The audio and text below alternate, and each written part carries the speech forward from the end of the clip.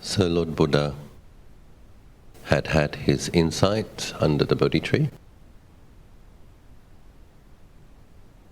in seeing the constant flux and constant changing of forms, of feelings, consciousness,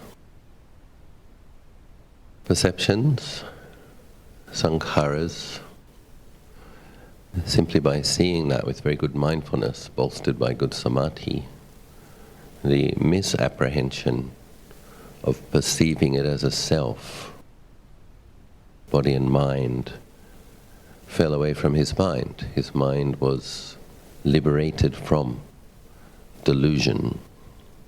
We often rush over these things without considering what they are. What is ignorance? What is delusion? Before we move on to enlightenment, ignorance is not knowing, avijja, no knowledge, not knowing. And also avijja has a dark quality. So ignorance, when beings' minds are affected by ignorance, the mind is kind of sheathed in darkness. So it's not just not knowing, it's in the dark. The world is also described loka. Lord Buddha also describes that word as meaning dark. The world is dark also. So the world is a dark place and our minds are in darkness. Because of that, it's not so surprising that we become deluded. What is delusion? Delusion is misapprehending, thinking things are in a way that they are not. So that's what the self view is. The self view, sakkaya ditthi, is a misapprehension, a deluded way of grasping. And it's very common, basically, when there is a feeling of being a self identified with the body and mind, in all beings, they want pleasant experiences and they want to avoid pain. And then you get craving for and craving not for. Liking and not liking, loving and hating, wanting all of those worldly wins, wanting good name, not ill repute, preferring praise to blame, wanting pleasure, not pain, wanting happiness, not sadness. How do we address the situation? What do we do about the mind sheathed in darkness, caught in a dark place? Lord Buddha describes in the Eightfold Path. Right view, right intention, right thought, right mindfulness. We were talking the other day about the 5 spiritual powers. So those are bright qualities. Faith, energy, mindfulness, concentration, wisdom. Lord Buddha said these 5 powers, when cultivated, made much of, lead to the deathless, merge in the deathless. So there's a very big clue there. Bright qualities that will shine a path for you to liberate yourself from the darkness. In another one of those weeks after Lord Buddha's enlightenment in the area around the Bodhi tree, he sat under a different tree, experienced the bliss of liberation, once again was somewhat awestruck, amazed, grateful for his liberation, and reviewed how was this possible. Understanding that he'd reviewed 5,000, 50,000 of his past lives and then reviewed hundreds of thousands of other beings' past lives, he would have seen just how many beings are stuck in this darkness. And there he was, liberated from it. And then he saw one of those 5 powers.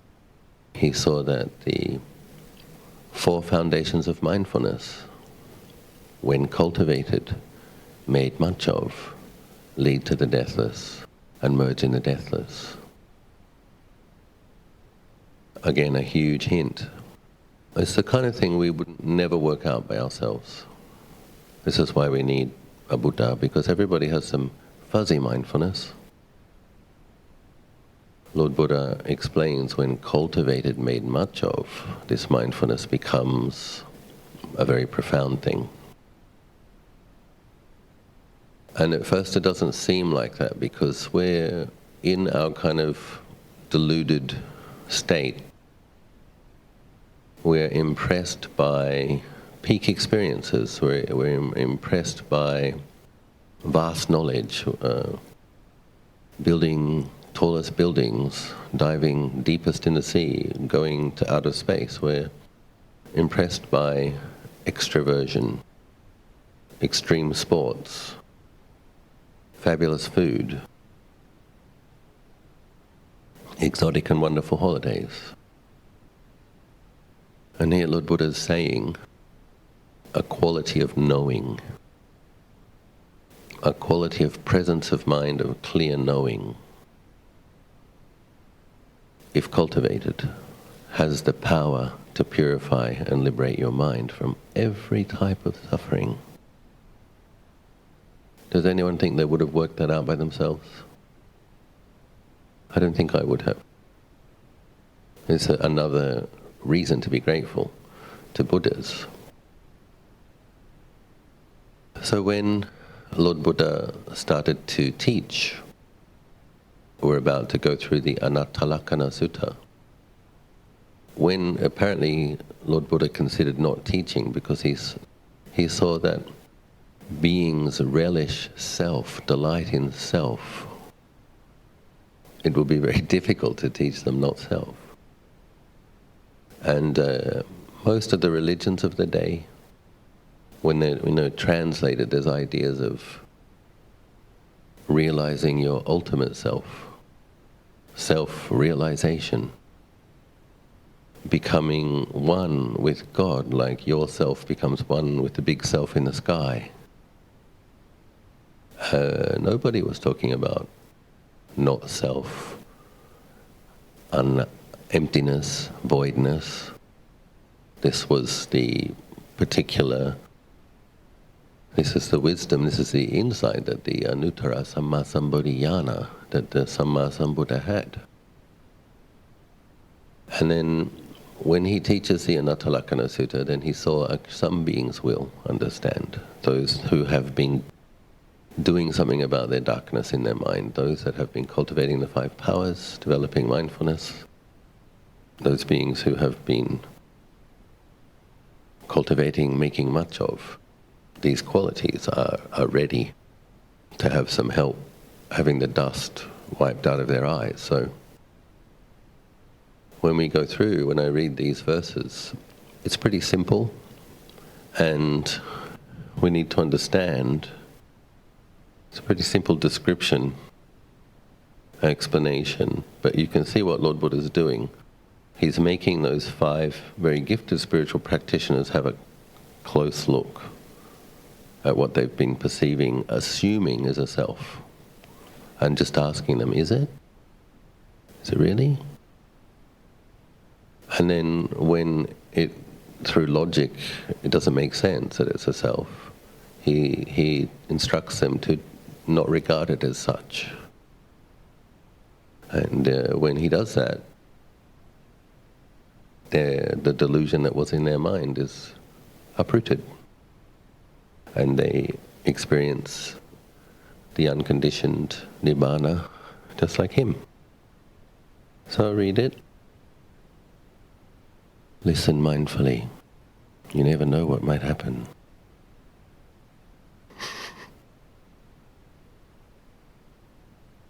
At one time, the Blessed One was dwelling at Benares, in the deer park. There he addressed the group of 5 bhikkhus. Form, bhikkhus, is not self. If, bhikkhus, form were self, then form would not lead to affliction. And one might be able to say in regard to form, let my form be thus, let my form not be thus. But since, bhikkhus, form is not self, form therefore leads to affliction. And one is not able to say in regard to form, let my form be thus, let my form not be thus. Feeling is not self. If, bhikkhus, feeling was self, feeling would not lead to affliction.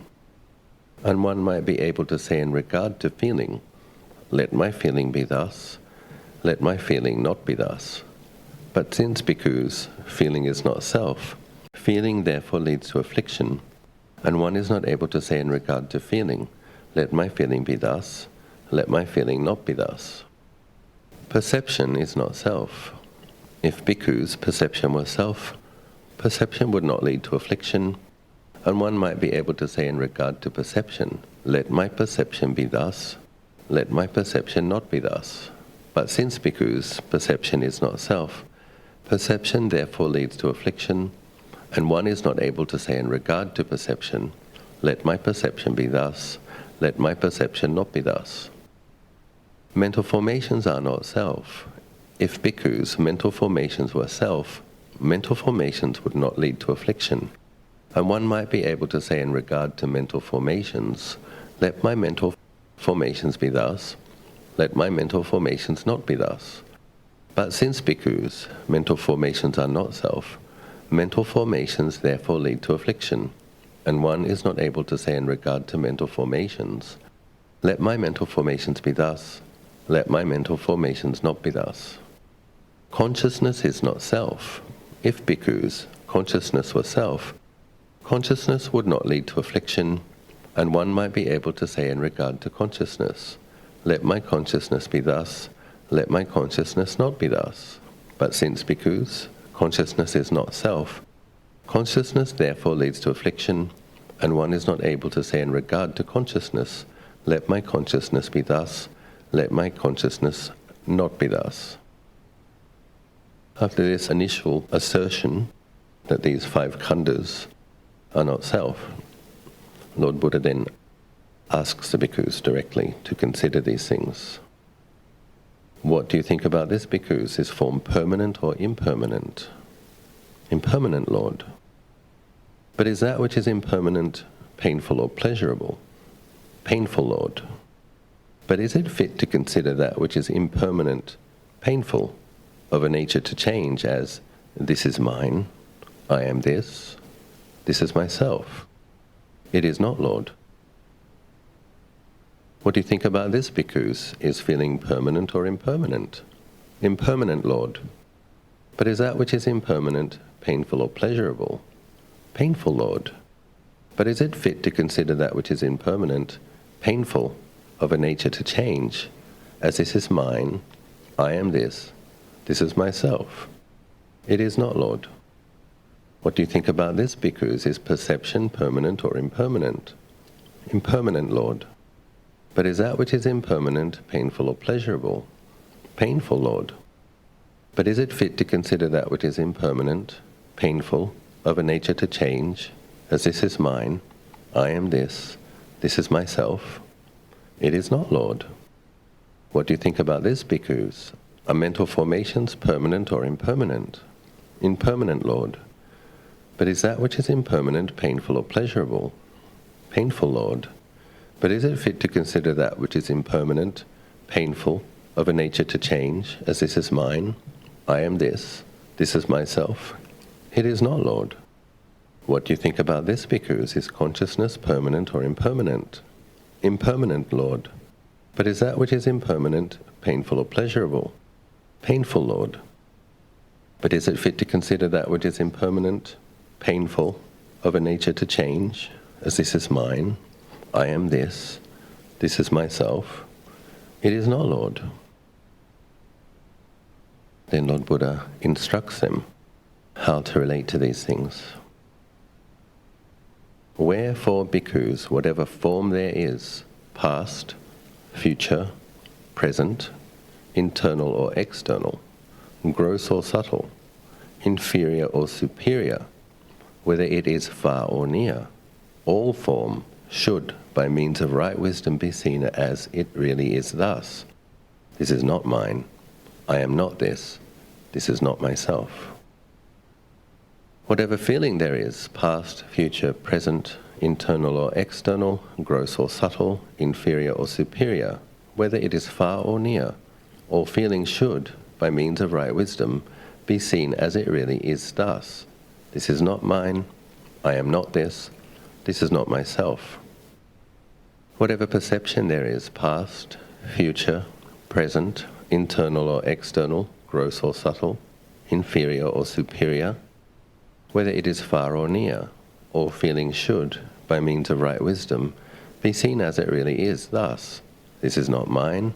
I am not this. This is not myself. Whatever mental formations there are, past, future, present, internal or external, gross or subtle, inferior or superior, whether they are far or near, all mental formations should, by means of right wisdom, be seen as they really are. This is not mine. I am not this. This is not myself.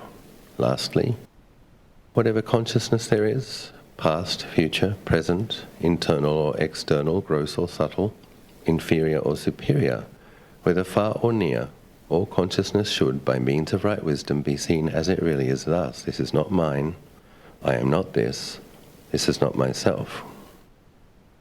Seeing in this way, bhikkhus, the wise, noble disciple becomes disenchanted with form, becomes disenchanted with feeling, becomes disenchanted with perception, becomes disenchanted with mental formations, becomes disenchanted with consciousness.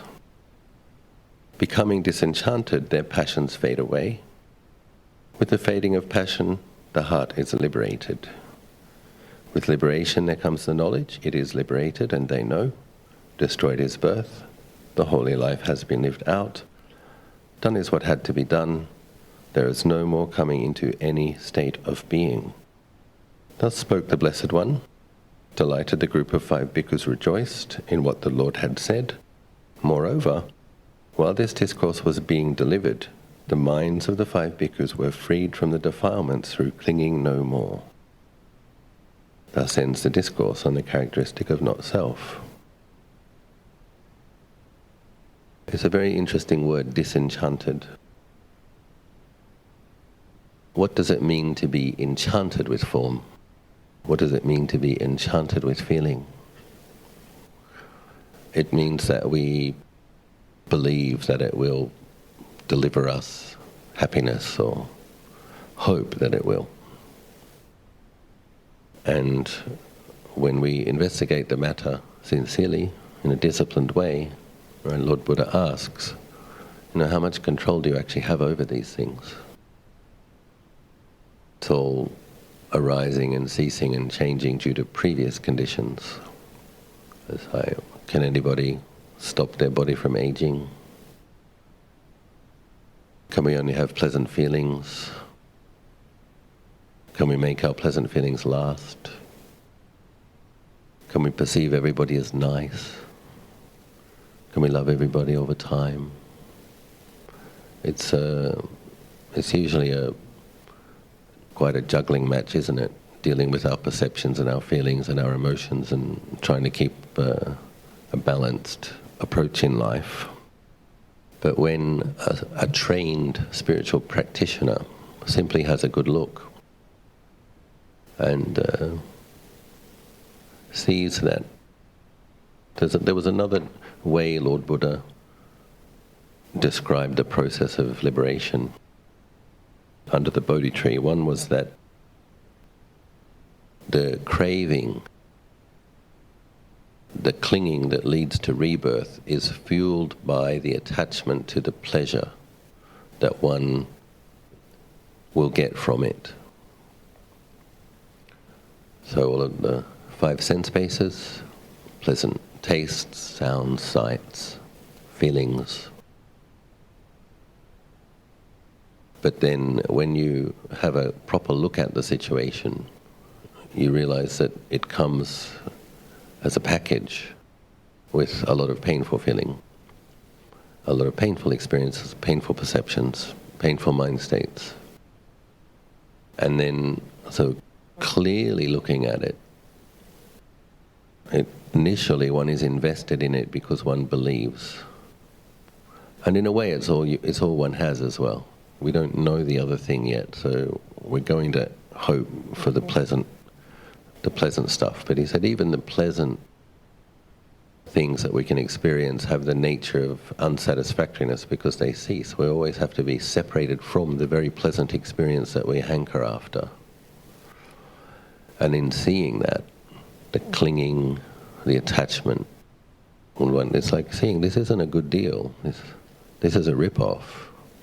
There's so much more pain than there is pleasure. There's so much more dukkha. Even the pleasure itself is not truly satisfying. And then the instruction he gave is know the pleasure. It's interesting as well. It's like know the suffering as in the First Noble Truth, no unsatisfactoriness. Well, here he says know the pleasure, see the danger, cultivate the escape. So those 5 bhikkhus had good mindfulness. They just hadn't been directed to see the impermanent and unsatisfactory, not self-nature of the 5 khandhas. When they did apply their spiritual powers in that way, they had very ripe faculties, and delusion fell away. I was saying before, the world is dark. There is that which is above the world, aloka. And fortunately, there isn't just the world and there isn't just darkness. It's interesting that when Lord Buddha does become enlightened, there is a flash of light that fills the entire universe.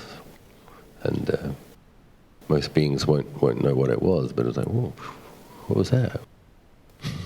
And the devas probably notice, looking down, oh. Going to go through the Nibbana Sutta again. It's very short, but very poignant. It's like a positive affirmation, you know. Remember, this was the Bodhisattva's intuition, strong intuition. Because there are conditions, there must be an unconditioned. And he couldn't find anyone that was teaching it, he couldn't find anybody who'd experienced it, but he had conviction. It must be there. I'm going to realize it. First he tried the extreme of samadhi states, and noticed that they are also subject to dying. They arise, stay for some time and cease. They're also in the realm of death. Then he tried patient endurance.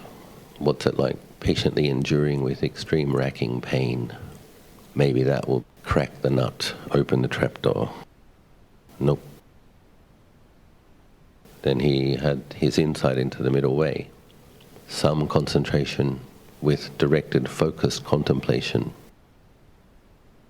Not absorbing into the samadhi, but having enough to have a focused contemplation, just as he asked these 5 bhikkhus to contemplate in a focused way.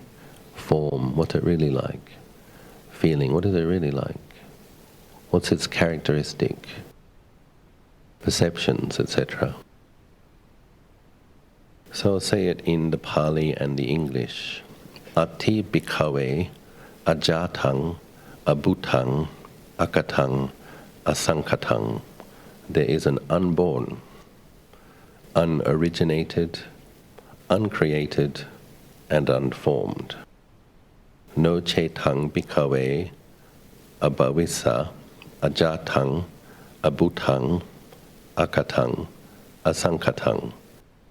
If there was not this unborn, this unoriginated, this uncreated, this unformed, na idang jathasa, bhutasa, kathasa, sankatassa nisaranang panyayeta.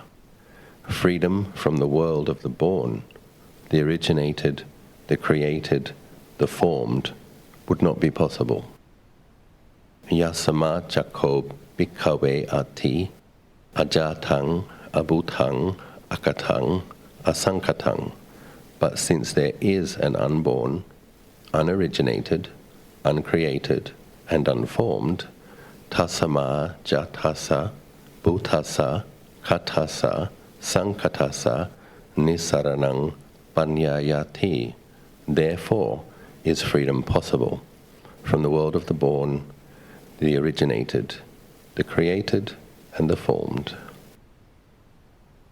And when he spoke those words, he was abiding in that.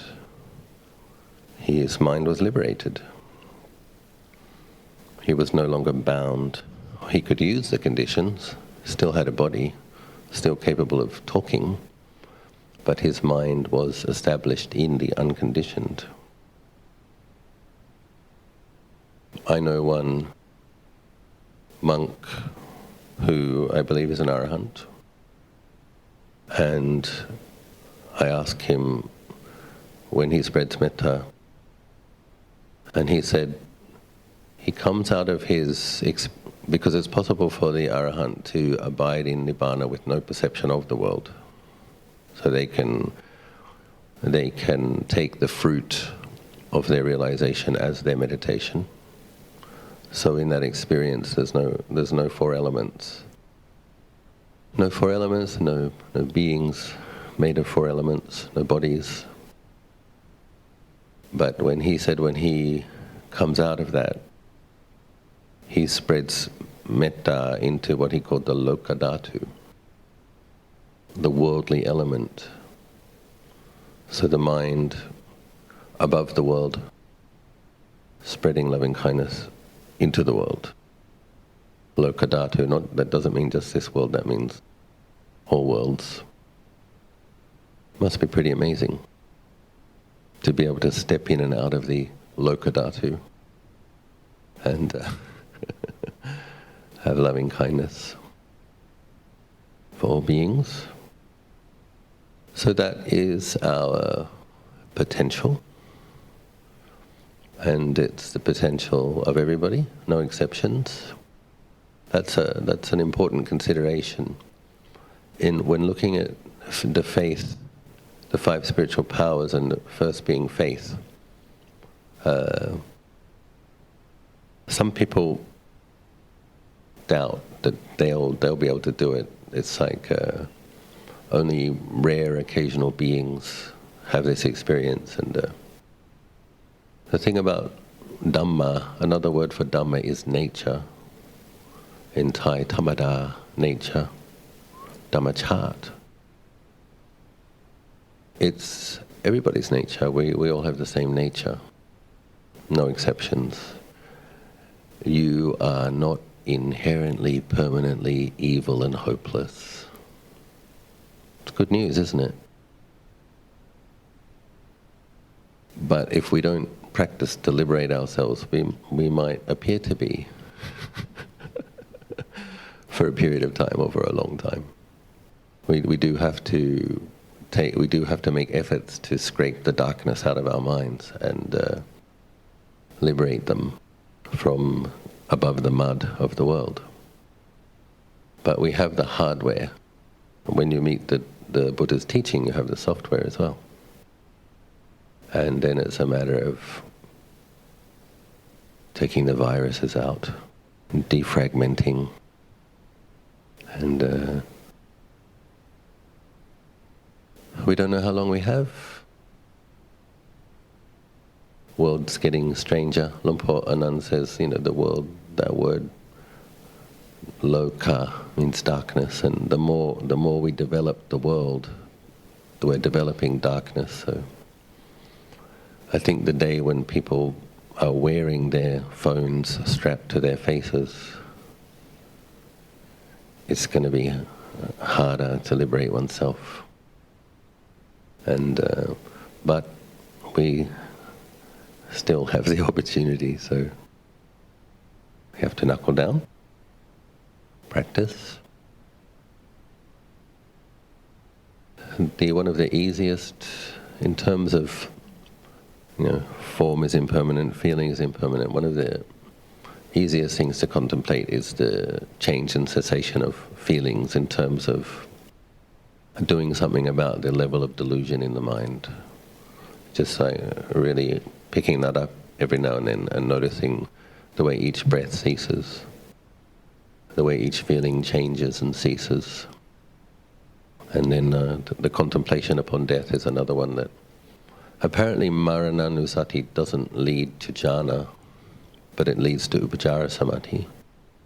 But Upajjara Samadhi is that space where insight occurs. So it's a good thing to cultivate, anicca sanya. And Luang Por Nan says most of our attachment is based upon the body. So a good place to investigate is bodies. And we tend to think the body is, I've got my knee pain, I've got a headache, my knee hurts, my back hurts.